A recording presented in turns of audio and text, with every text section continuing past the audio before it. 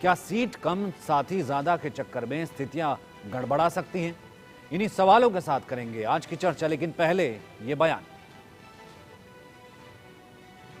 हमारे यहाँ सब चीज़ तय है और हम बीजेपी एनडीए के पहले सीट शेयरिंग का फार्मूला तय करके सीटों का बंटवारा कर लेंगे और सार्वजनिक कर देंगे।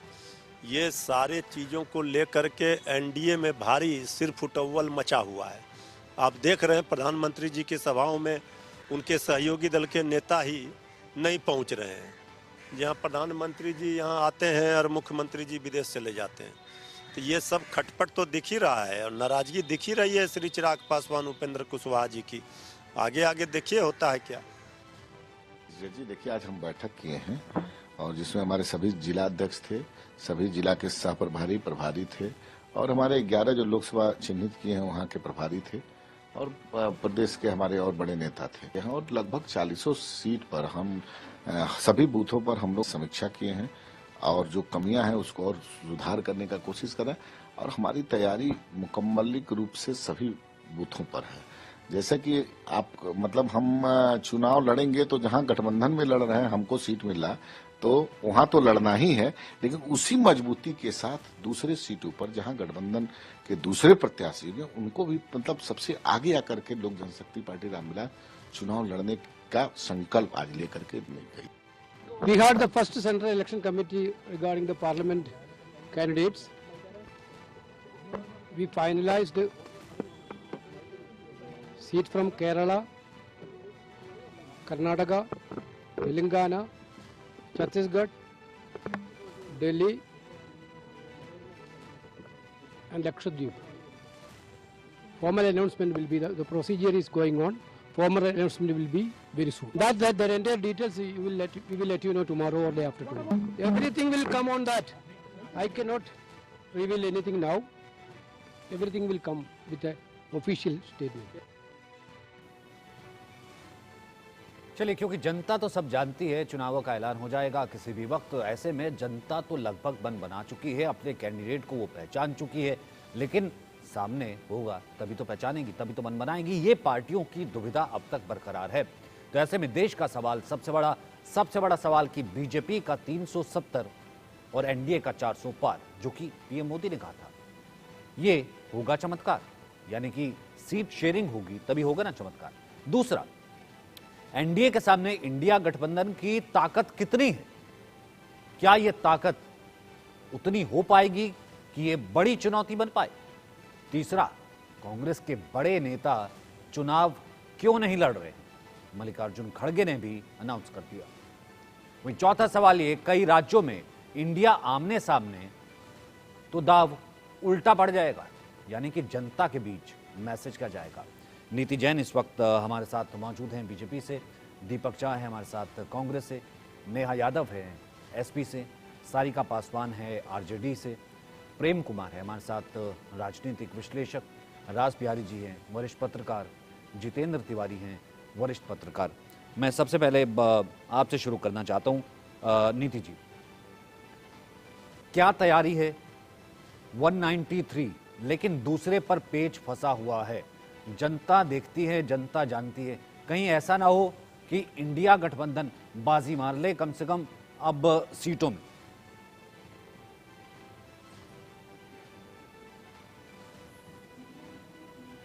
आवाज आ रही नीति जी?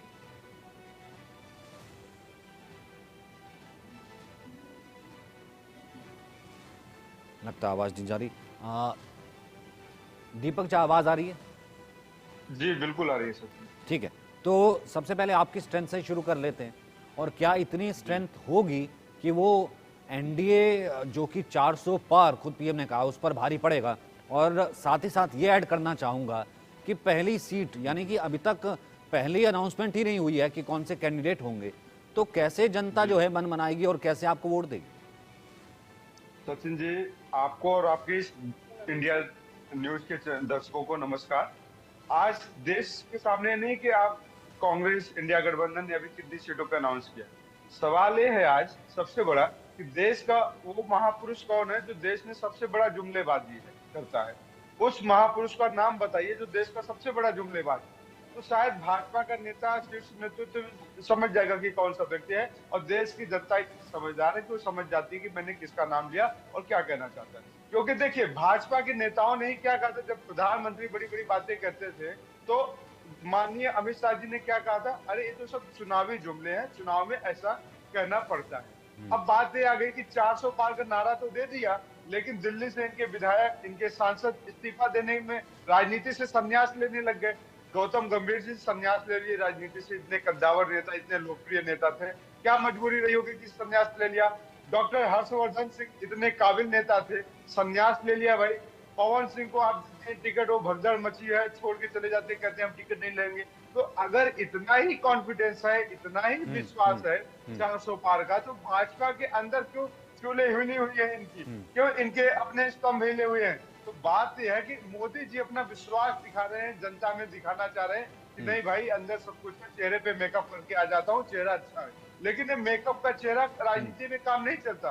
कांग्रेस पार्टी इसमें विश्वास करती है कि हम जनता के मुद्दों को कितना कारीगर तरीके से उठा पाते हैं, और जनता भी चुनाव में इसीलिए आती है क्योंकि हमारे मुद्दों को, जनता के मुद्दों को आपने सरकार से उठाया। और आज तो सबसे बढ़िया अच्छी बात हो गई कि सरकार, सुप्रीम कोर्ट ने भी कह दिया कि सरकार का विरोध करना, सरकार की योजनाओं का विरोध करना, इसका मतलब ये नहीं है कि आप अलोकतांत्रिक प्रक्रिया में हैं। आप हेलो सचिन जी, आवाज आ रही है? हाँ जी, हाँ जी, बोलिए। बीच में कुछ नेटवर्क की तो मैं दिक्कत कह रहा हूँ कि नहीं, मैं इसमें जहाँ तक मैं सुन पाया, इसका मतलब ये है, आपकी स्ट्रेंथ ये है, आपकी स्ट्रेंथ ये है कि उन्होंने ज्यादा टारगेट दिया, उसके अलावा आपकी कोई स्ट्रेंथ नहीं। सचिन भाई, हमारी स्ट्रेंथ है इस देश की जनता, हमारी स्ट्रेंथ है इस देश तो बताइए ना, आपकी जो स्ट्रेंथ है, मैं तो आपकी जानना चाह रहा हूँ भाई। राहुल उनकी स्ट्रेंथ उनसे पूछूंगा। बता दिया कि हम युवाओं को 1 लाख रुपए 1 साल तक देंगे स्टाइपेंड की तरह। तो ये ताकत है, हमारे पास योजनाएं हैं, हमारे पास नीति है, हमारे पास नियत है, हमारे पास देश के लिए आगे ले जाने के लिए विजन है। हम नंबर गेम की बात नहीं करते। आप दिन भर देश को उलझाए रहते हैं कि 400 पार, 400 पार। अरे भाई, 400 पार क्या होता है? 272 में सरकार बनती है, आप उतने ही काम कर सकते हैं जो 272 में करेंगे। तो आप सुरसा क्यों बनना चाहते हैं? आप राजनीति में सुरसा मत बनिए, आप देश का विकास करिए, देश के लिए आप उन बातों को पूरा करिए। आपने नारा दिया था, बहुत हुई महंगाई की मार, बहुत हुई महिलाओं पे वार। तो महिलाएं सुरक्षित नहीं है, नारियां सुरक्षित नहीं है, बच्चियां सुरक्षित नहीं है।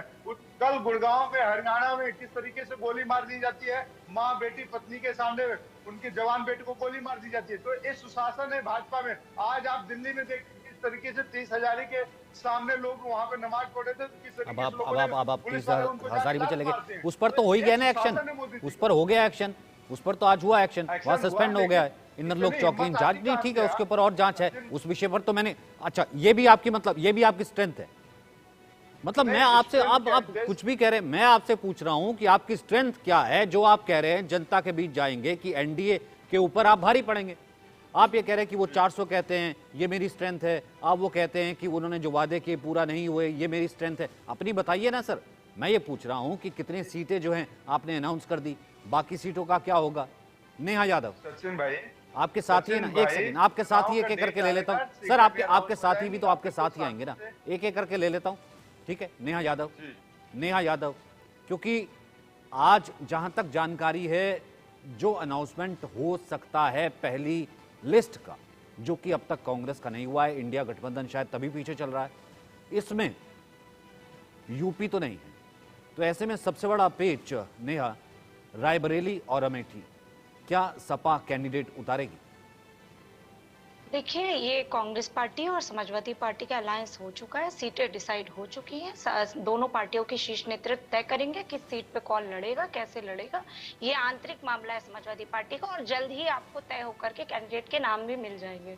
लेकिन समाजवादी पार्टी और कांग्रेस पार्टी का जो अलायंस हुआ है उत्तर प्रदेश में, पीडीए की रणनीति और इंडिया का गठबंधन मिल करके उत्तर प्रदेश में संघर्ष करेगा, और 80 की 80 लोकसभा सीटों पर हम जन मुद्दों को लेकर के जाएंगे।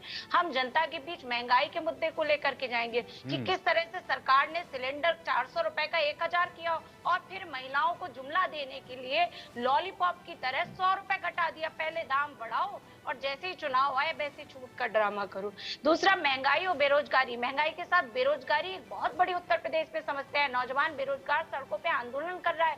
यूपी का नौजवान पेपर लीक से परेशान है। यूपी का 60 लाख अभ्यर्थी जिन्होंने परीक्षा दी उनका पेपर लीक हो जाता है। यूपी SSC का हो जाता है, दरोगा भर्ती का हो जाता है, और अभी हाल ही में ROAR हुआ, उसका ऐसा कोई पर्चा ही नहीं जिसको सरकार सही से करा पा रही है। तो नौजवानों में बहुत आक्रोश है। आप जमीन पे देखिए उतर करके सचिन जी, बहुत आक्रोश है और सरकार के पास मुद्दे नहीं है। इसीलिए आनंद फानन में एनडीए का जो अलायंस है, 40 पार्टियों से जो अलायंस है, ये बताए ना बीजेपी के लोग बताएं कि उन 40 पार्टियों को क्या दे रही है बीजेपी। उन 40 पार्टियों के साथ मिलकर के ऐसा कौन सा काम वो तो मैं उनसे पूछ लूंगा ना, मैंने तो आपकी स्ट्रेंथ पूछी भाई, आपकी मैंने यूपी में स्ट्रेंथ पूछी। आप बताइए आपने ये काम किए थे, ये आपका रिपोर्ट कार्ड है, या ये बताइए कि ये आपकी स्ट्रेंथ है, ये आपका परिवार जो है। आपने कहा कि हो गया गठबंधन, तो फिर अनाउंसमेंट क्यों नहीं हो रही है? फिर सीटों का अनाउंस क्यों नहीं कर रही है? क्यों बड़े नेता कांग्रेस के छोड़ रहे हैं? ठीक है, आपने तो अपनी लिस्ट गिनाई। छोड़ नहीं रहा है। नहीं सचिन जी, छोड़ कोई सीट नहीं रहा है। समय आने पे कैंडिडेट डिसाइड हो जाएंगे। अभी भारतीय जनता पार्टी ने भी पूरे देश की सीटों पर कैंडिडेट डिसाइड नहीं किया है। उत्तर प्रदेश की सीटों को भी छोड़ रखा है। वो समय आने पे शीर्ष नेतृत्व तय करेंगे। हम जन मुद्दों पे लड़ेंगे। 2012 से 17 तक समाजवादी पार्टी जन मुद्दों पे तो सभी ने लड़ना ना। जितेंद्र तिवारी काम किया है, हम कामों को लेकर के जनता के बीच अपने कामों को, अपने विकास कार्यों को लेकर के जाएंगे। ठीक। जितेंद्र तिवारी, क्या लड़ाई इतनी आसान है जितनी आसान दिखाई जा रही है? कि अब तक पहली लिस्ट नहीं आई है इंडिया गठबंधन की। एनडीए यहाँ पर 193 सेकंड लिस्ट है, लेकिन उसमें भी कहा जा रहा है कि महाराष्ट्र है, बिहार है, कुछ जगह पेच फंसा हुआ है। क्या इतनी आसान है, या फिर लग रहा है आपको कि लड़ाई जो है मतलब बहुत आसान नहीं है? देखिए, मेरी आवाज आ रही है जी? बात यह है कि हम जिन राजनीतिक दलों के यहाँ प्रतिनिधि बैठे हैं उनसे पूछ रहे हैं कि भाई सीट शेयरिंग कैसे होगी, या गठबंधन आपका कैसे चलेगा। चुनाव बिल्कुल सर पर आ गए हैं। बीजेपी की एक लिस्ट आ गई है, समाजवादी पार्टी ने कुछ सीटें घोषित की है। तो सवाल ये है कि आप अपने सहयोगी दलों को लेकर कैसे चलेंगे, चाहे वो भारतीय जनता पार्टी का गठबंधन हो या कांग्रेस का गठबंधन हो। तो वो उन जवाबों को छोड़ के मुद्दे गिनाने लग रहे हैं। आज मुद्दा ये है कि क्या ये गठबंधन चलेंगे, क्या कांग्रेस का और आम आदमी पार्टी का पंजाब में गठबंधन होगा, क्या भारतीय जनता पार्टी और शिवसेना और अजीत पवार की पार्टी नहीं, वहां पंजाब में कैसे होगा सर? वहां तो अनाउंस कर चुके हैं ऑलरेडी। वही मैं कह रहा हूं कि आप केवल दिल्ली तक सिमट के रह गए। दिल्ली में 4 सीटें आम आदमी पार्टी ने घोषित कर दी और कांग्रेस अभी 3 उम्मीदवार खोजती फिर रही है। तो आप ये जब अगर आपस में ये कहें कि साहब हम, उन्होंने जुमला कहा था, ये अभी वो मुद्दे चुनाव में आएंगे कि जब आप चुनाव लड़ने जाएंगे तो चुनावी मुद्दे हैं वो। सवाल है कि क्या गठबंधन पे भरोसा करके जो इंडिया गठबंधन है उसकी स्थिति तो अभी ये है कि वो सीट शेयरिंग छोड़िए, अभी उनके राज्य भी तय नहीं है। हाँ, भारतीय जनता पार्टी थोड़ा एज में है। उसने एक बड़ा मुद्दा भी लिया है, 370 से ऊपर वो स्वयं जाएंगे 400। तो उनसे भी सवाल ये पूछे जाने चाहिए कि भाई 370 आप जीत रहे हैं, लेकिन अभी तक आप महाराष्ट्र में चीजें स्पष्ट नहीं कर पाए हैं, अजीत पवार और एकनाथ शिंदे को संतुष्ट नहीं कर पाए हैं। तो वो अपनी एक रणनीति बताएं कि जाहिर सी बात है। और थोड़ा सा पेच कहीं ना कहीं रास बिहारी जी बहुत बेहतर से बता सकते हैं। फंसा हुआ है वो थोड़ा शायद बिहार और महाराष्ट्र में भी फंसा हुआ है शायद, इसको लेकर के, क्योंकि बीजेपी ज्यादा पर लड़ना चाह रही है। फंसा है। और अभी दिल्ली में भी उनको 3 सीटें, दो सीटें अभी उनकी रुकी हुई हैं। तो ये देखना पड़ेगा जी। ठीक है, सारिका पासवान जी, भाई जब तक चेहरे नहीं होंगे तो जनता तय कैसे करेगी? और आपके साथी कौन है ये कैसे पता लगेगा जब तक खुल करके सामने नहीं आएंगे? नहीं, देखिए, हमारे साथी कौन है ये जनता को भी पता है, और हर चेहरे के बारे में जनता बहुत अच्छे से पहचान रही, हर चेहरे को पहचान रही है। प्रश्न अगर बिहार के संदर्भ में मैं बोलूं तो भारतीय जनता पार्टी को भी बताने की जरूरत आवश्यकता है, क्योंकि भारतीय जनता पार्टी हमेशा कॉन्फिडेंसली ये हमेशा कहते रही कि भाई हमारे यहाँ तो सब कुछ ठीक है, हमारे जो घटक दलें हैं उनसे हमारा सीटों का बंटवारा पे बड़ा अच्छा तालमेल हो गया है। लेकिन जो अभी दृश्य दिख रहा है बिहार में कि भारतीय जनता पार्टी के शीर्ष नेता जो है वो अपने घटक दलों के यहाँ घूम रहे हैं, फिर रहे हैं, उनको मनाने की कोशिश कर रहे हैं, मान मुरवत हो रही है, अब पता ही नहीं कहाँ और कितना क्या क्या वो ऑफर दिया जा रहा है। लेकिन देखने वाला विषय है कि एक तरफ जहां उपेंद्र कुशवाहा नाराज चल रहे हैं, दूसरी तरफ जहां चिराग पासवान नाराज चल रहे हैं, अभी पशुपतिनाथ पारस का भी कुछ क्लियर नहीं हो पाया है, जीतन राम मांझी जी भी अभी खुल के कुछ नहीं बोल पा रहे हैं, और अभी तो खुद बीजेपी और जेडीयू भी अभी पूरी तरीके से वो लोग अपनी सीटों के बारे में वो क्लियरली बोल नहीं पा रहे हैं। तो मुझे लगता है कि बीजेपी का जो स्थिति अभी बिहार में है टिकट बंटवारे को लेकर के, और कौन चेहरे बीजेपी की तरफ से लड़ेंगे, बीजेपी को अब बता देना चाहिए कम से कम। अब ना जाने वो किस 3 और 6 के आंकड़े में वो तो मैम जनता तो आपके भी जानना चाहती है ना, जनता तो कांग्रेस के भी जानना चाहती है। हम तो कह रहे हैं ना हमारे चेहरे क्लियर है, लेकिन हमने कभी दावा क्लियर नहीं किया जिस तरीके कौन से है, भारतीय कौन जनता है क्लियर, पार्टी- कौन है कांग्रेस की? नहीं क्लियर है। हम तो इंतजार कर रहे हैं कि बीजेपी अपना पहले रख दे भाई। पहले उनको हम लोगों ने मौका दिया है कि आप जो सो कॉल्ड भारत की सबसे बड़ी पार्टी का दावा करते हैं, मजबूत गठबंधन का दावा करते हैं, सब कुछ ठीक है का दावा करते हैं, और बावजूद कुछ भी ठीक नहीं दिख रहा है, तो भाई हमने तो मौका दिया है उनको कि आप पहले जनता के समक्ष वो तमाम चेहरों को ले आइए कि बिहार में 40 सीटों में 40 कौन से ऐसे चेहरे हैं, कौन से दल से वो हैं जो लड़ने वाली है। हमारा तो तैयार है, खाचा हमारा तैयार है, हमें तो बस आपको एक दिन नहीं 1 मिनट लगेंगे, आपके सामने हम समक्ष रख देंगे। अच्छा, लेकिन प्रश्न उठता है अच्छा कि बिहार में कांग्रेस कितनी, आरजेडी कितनी? मैंने बोला ना वो तैयार है, ये मैं अनाउंसमेंट नहीं कितनी? करूंगी, वो अनाउंसमेंट मैं नहीं करूंगी, वो अरे, अनाउंसमेंट के भाई- लिए हमारे शीर्ष नेतृत्व के पास वो पूरी जो जब सूची तैयार है तो यहाँ है, बोलने में, जब और तैयार भारतीय है तो जनता यहाँ बोलने में क्या पार्टी को जाता है? हमने पहले मौका दिया जनता है। जब जानती है तो बता दीजिए। देखिए 39 सीट्स जो है पिछले बार के लोकसभा के चुनाव के दौरान एनडीए को बिहार से मिले, तो पहला कर्तव्य बनता है कि एनडीए जो है अपने प्रत्याशियों की सूची जो है वो सार्वजनिक करे। बनता है कि नहीं बनता है? क्योंकि जिस बिहार ने ऐसा तो कोई रूल नहीं हुआ मैडम। का काम किया, जो तो भाई पीछे अब रहा आप होता है राज बिहारी प्रदर्शन जी, कीजिए जो ना। पीछे रहता है वो अपनी तैयारी ज्यादा दिखाता है कि नहीं दिखाता कि रेस में इस बार मैं ज्यादा भागूंगा, या फिर जो पहले से ही भाग रहा होता है उसे ही पहले जो है पहले आने का मौका दिया जाता है कि भैया तू तीसरी बार जीत जा। नहीं है ना, ये एक इतनी सेकंड, तेजी से भाग रहे थे ना। मेरा सवाल ये राज बिहारी जी से था, तेजी फिर से उसके वो बाद आप वापस भाग- आ जाइएगा, ठीक है? मेरी आवाज आ रही है आपको? जी आ रही सर। देखिए जिस तरह से अभी राजनीतिक माहौल है, खास तौर पे अगर इंडी गठबंधन की बात करें तो इंडी गठबंधन में जो घटक दल हैं उन्होंने तो शुरुआत में ही कहना शुरू कर दिया कि जैसे पश्चिम बंगाल की हम बात करें, पश्चिम बंगाल में ममता बनर्जी ने बड़ी पहल की कि इंडी गठबंधन बने, इंडिया नाम भी दिया, लेकिन सबसे पहले उन्होंने मना कर दिया ना कांग्रेस को सीट देंगे और ना मार्क्सवादी कम्युनिस्ट पार्टी के साथ आएंगे। इसी तरह अगर हम केरल में जाएं तो केरल में राहुल गांधी की सीट पर भारतीय कम्युनिस्ट पार्टी ने अपना कैंडिडेट खड़ा कर दिया, और पंजाब में तो मुख्यमंत्री भगवंत मान ने कांग्रेस को चुनौती दे दी है, अगर राहुल गांधी में ताकत हो, सोनिया गांधी में ताकत हो तो गठबंधन समाप्त करा के दिखा दी। कांग्रेस की ऐसी मजबूरी हो गई है कि आम आदमी पार्टी जैसे दलों के सामने भी उसे झुकना पड़ रहा है, और ये केवल कुछ राज्यों में नहीं है, ज्यादातर राज्यों में यही हालत है। उत्तर प्रदेश में कांग्रेस को कोई समाजवादी भाव देने को तैयार नहीं है, कांग्रेस पार्टी सीटें जरूर मांग रही है लेकिन उसके पास में उम्मीदवार ही नहीं है कि वो अपने ताकत के चुनाव मैदान में उतार सके।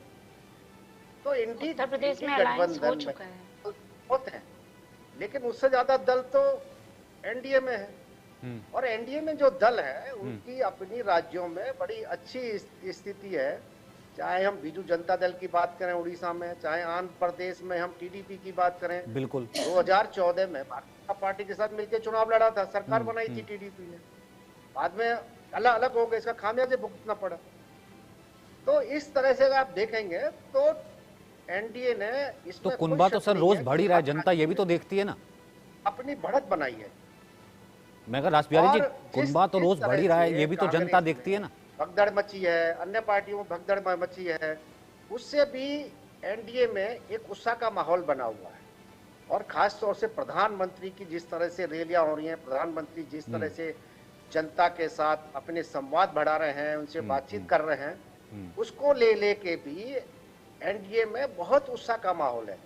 मुझे नहीं लगता, देखिए जिस तरह से अब राहुल गांधी की न्याय यात्रा निकल रही है, मध्य प्रदेश में कोई वो आधार नहीं छोड़ पाए, बिहार में कोई अपना कोई ऐसा कोई उदाहरण पेश नहीं कर पाए कि जनता उनके साथ आए। ठीक है कि इवेंट की तरह एक न्याय यात्रा निकाल रहे हैं, लेकिन अगर दूसरी तरफ प्रधानमंत्री मोदी की रैली देखें, गृह मंत्री की रैली देखें, भाजपा के अध्यक्ष जगत प्रकाश नड्डा की रैली देखें, तो बहुत भीड़ जुट रही है, जनता बड़ी उत्साहित होकर उनका समर्थन कर रही है।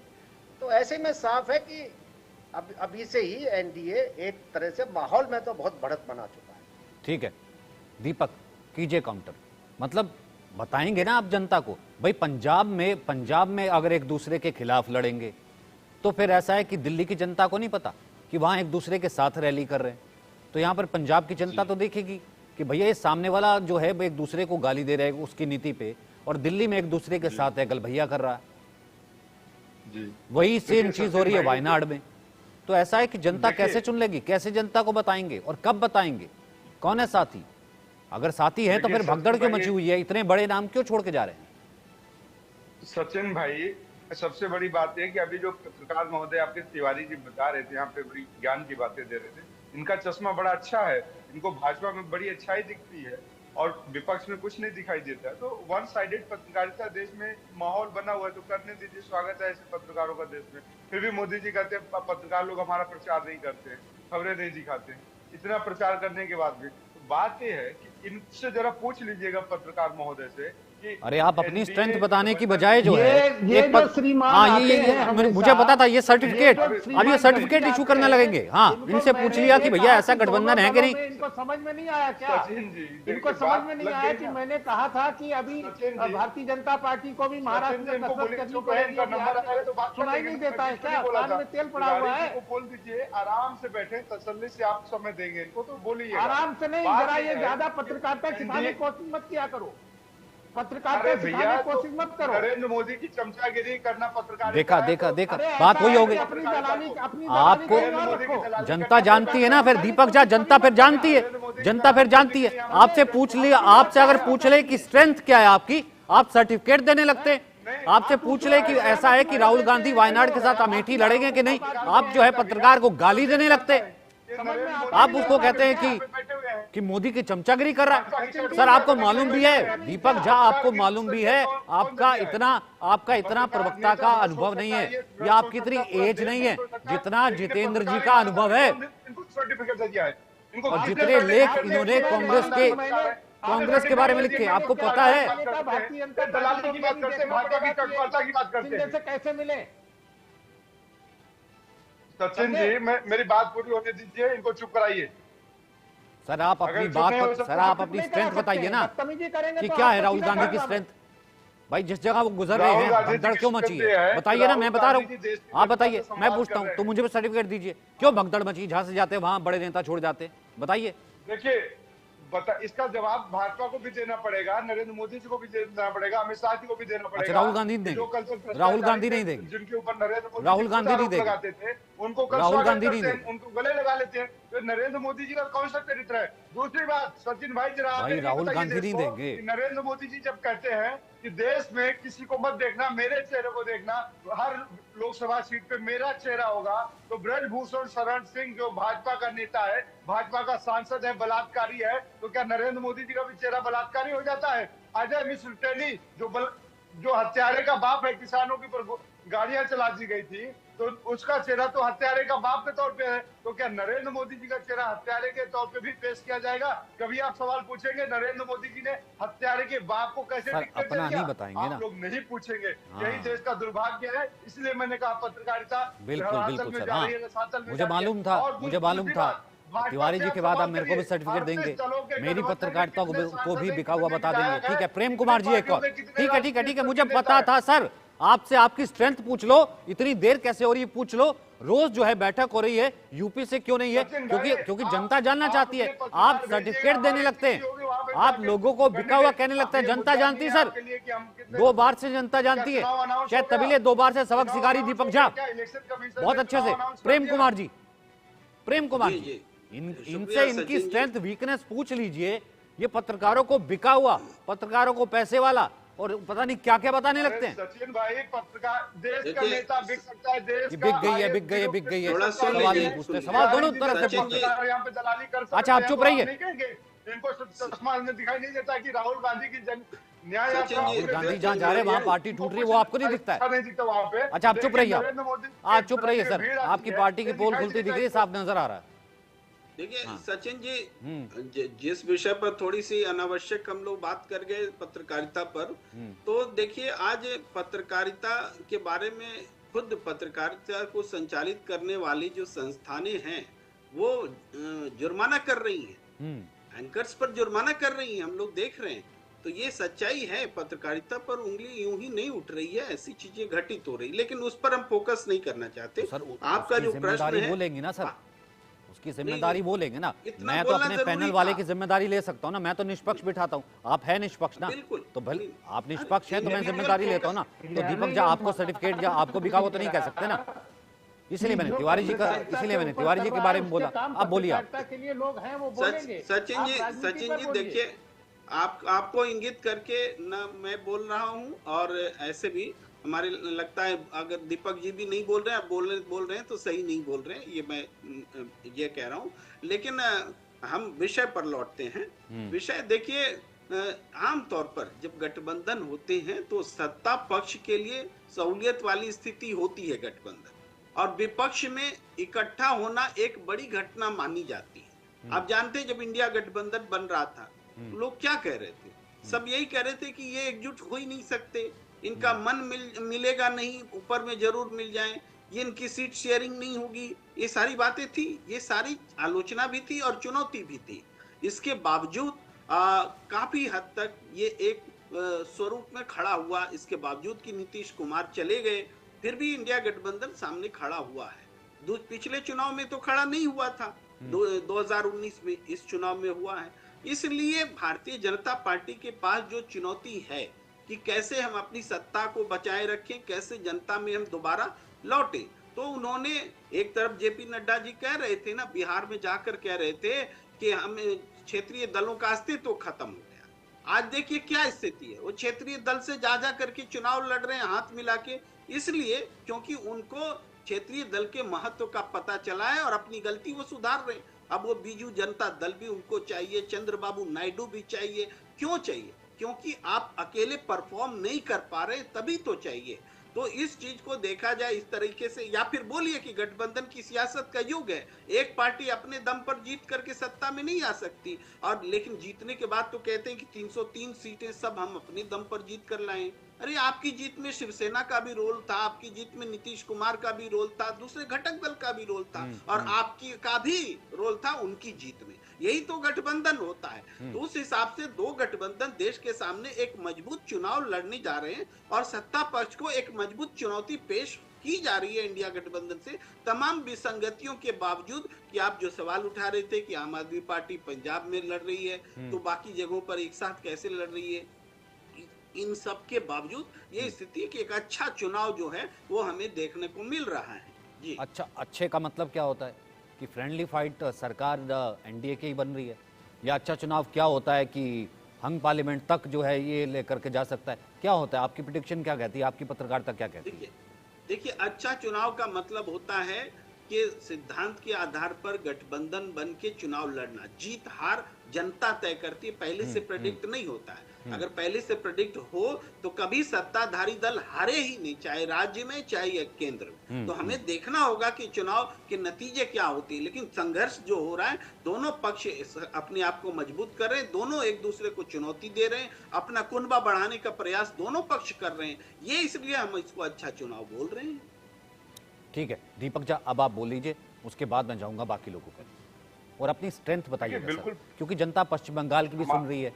वहां पर यात्रा गुजरी तो दीदी साथ छोड़ गई, जनता सुन रही है। महाराष्ट्र की तरफ जब गए तो अशोक चौहान क्यों छोड़ गए, तो जनता देख रही है सर। बाकी जगहों पर मुरली देवड़ा क्यों छोड़ गए सर, इतने बड़े लीडर। ज्योतिरादित्य सिंधिया जो है वो यहाँ क्यों छोड़ गए? तो स्ट्रेंथ भी बताइएगा, वीकनेस भी बताइएगा, तभी जनता सुन रही है ना सर। सचिन जी बिल्कुल जनता देख रही है, और आप सवाल किए, सवाल का स्वागत है कि हमारी स्ट्रेंथ क्या है। हमने कहा ना कि अकेले खड़े रहेंगे देश, लेकिन देश के लिए इंदिरा गांधी ने क्या कहा था, अंतिम सांस तक लड़ूंगी और मेरे खून का एक एक कतरा इस देश के लिए समर्पित है। और प्रधानमंत्री नरेंद्र मोदी जी क्या कहते हैं, मेरा क्या, मैं तो झोला उठा के चला जाऊंगा। तो कांग्रेस की ताकत है कि कांग्रेस का एक एक कतरा, खून का एक एक कतरा इस देश के लिए समर्पित है। और भाजपा का चरित्र है कि झोला उठा के चले जाएंगे नरेंद्र मोदी जी। नरेंद्र मोदी जी आज आपने देखा कि किस तरीके से मजाक उड़ा रहे थे देश के ज्योतिषियों का। मैं तो हाथ देखने बैठ जाता था, मेरे को नाश्ता करने के लिए लोग पूछ लेते थे। तो नरेंद्र मोदी जी बचपन से ही देश को बेवकूफ बना रहे थे, बचपन से ही लोगों को बेवकूफ बनाने की कला में नरेंद्र मोदी जी माहिर है। हम लोग सत्य के साथ खड़े हैं, सत्य के लिए लड़ रहे हैं, ये हमारी ताकत है। देश के युवाओं के भविष्य को संवारने के लिए हम क्या कर सकते हैं, उस पर अथक प्रयास कर रहे हैं, ये हमारी ताकत है। जिसको आना है, जिसको जाना है, स्वार्थ के वशीभूत होकर लोग राजनीति करते हैं, जा रहे हैं तो जो स्वागत है। ईडी थ्रू, सीबीआई के थ्रू लोग डरा के जा रहे हैं। आप ये देख लीजिए ना, पिछले 5 सालों में, 10 सालों में सीबीआई ने और ईडी ने विपक्ष के कितने नेताओं को सम्मन भेजा है, और सत्ता पक्ष सर के 60 साल तक तो विपक्ष में, कितने लोगों को इनवाइट सर 60 साल तक विपक्ष ने ही राज किया ना सर, तब किसने इस्तेमाल किया? जो आज बता रहे हैं कि देखिए ईडी का इस्तेमाल, सीबीआई का इस्तेमाल, और केस कौन सा आपके हैं सर? केसेस भी तो पुराने चल रहे हैं ना। सारिका पासवान नहीं, पूरा का पूरा परिवार जब सामने आ गया तभी तो जनता ने कह दिया ना कि मैं भी मोदी का परिवार। ये हुई ना उनकी स्ट्रेंथ, या फिर परिवारवाद और भ्रष्टाचार, ये भी तो जनता जानती है ना, बताना तो पड़ेगा जनता को। सारिका पासवान, एक सेकंड दीपक जा, सारिका पासवान, उसके बाद मैं आ जाऊंगा लास्ट कमेंट के लिए, आ जाऊंगा सारिका पासवान। नारायण राणे को ले लीजिए, अजित पवार को ले लीजिए, ठीक है, सारिका पासवान। अशोक चौहान का नाम ले रहे हैं आप बड़े सम्मान के साथ। तो अशोक चौहान के ऊपर यही था कि आदर्श घोटाले में इनका नाम आया था। आप चाहते हैं सारिका पासवान का वक्त आप ले ले तो मैं उनको कह दूं थैंक यू? नहीं, मुझे आपकी आवाज नहीं आ रही थी, चलिए बोलिए। हाँ देखा, अच्छी वक्त पे आवाज आती नहीं है। बोलिए सारिका पासवान। नहीं देखिए, जो एंडा गठबंधन है, अब इनको तो एंडा ही बोलना पड़ेगा क्योंकि इंडिया गठबंधन को इनको बोलने में शर्म आती है। लेकिन देखिए दुख की बात है, अभी पत्रकारिता पे बात हो रही थी, लेकिन मोदी जी ने जब से इंडी गठबंधन कहना शुरू किया, दुखद है कि हर पत्रकार और हर चैनलों में इंडी गठबंधन को ही नाम दिया गया। तो भाई आज से तो मैंने भी शुरू कर दिया है, ये एंडा गठबंधन है ये। अब हम इसको एंडा ही कहिए, इसको नड्डा कहिए। नहीं, एंडा गठबंधन सही है क्योंकि, और देखिए इंडिया गठबंधन की क्या मजबूती है धरातल पे, देखिए वो देखने लायक है। क्योंकि जब ही से इंडिया गठबंधन बना है, भारतीय जनता पार्टी और जो है ना वो तमाम अपने मिशनरीज को लगा दिया है उन्होंने अपने विपक्षियों के पीछे, और वो जान रहे हैं कि इस बार बिहार से तो उनको बहुत मुश्किल होने वाली है। क्योंकि बिहार को जो भी वादे करके पिछले बार इन्होंने लोगों से वोट लिए थे, अच्छे दिन दिखाने के लिए, बिहार में विशेष राज्य का दर्जा मिलेगा बिहार को, बिहार में ये तरक्की होगी, स्वास्थ्य सुविधाएं मिलेंगी, सड़कें बनाई जाएंगी। अभी देखिए, अभी तो अपने साथ छोड़ गए, भगदड़ क्यों मची? ये तो बिहार को बताएंगे, बिहार को अपने चेहरे तो दिखाएंगे, या ये कि नहीं क्योंकि एनडीए 39 सीटों पर आया था पहले वो दिखाएंगे, या फिर ये कहेंगे कि मोदी जी का मजाक जो हम एनडीए कहेंगे तो ऐसा होगा, जनता दे देगी वोट, इतना आसान होगा? नेहा यादव, देखिए नेहा यादव, एक सेकंड मुझे छोटा छोटा रखने दीजिए, ठीक है ठीक है, मुझे छोटा छोटा, प्रधानमंत्री, ठीक है रास बिहारी जी, आपने भी कहा था ना इंडी गठबंधन, ये देखिए, ये रास बिहारी जी दिखाई दे गया कि वो मतलब ये उपहास बनाएंगे, ये उपहास बनाएंगे और इनको लगता है ये वोट पाएंगे। रास बिहारी जी देखिए, जिस तरह से अभी कांग्रेस के प्रवक्ता तिवारी जी पर टिप्पणी कर रहे थे वो बहुत ही आपत्तिजनक थी।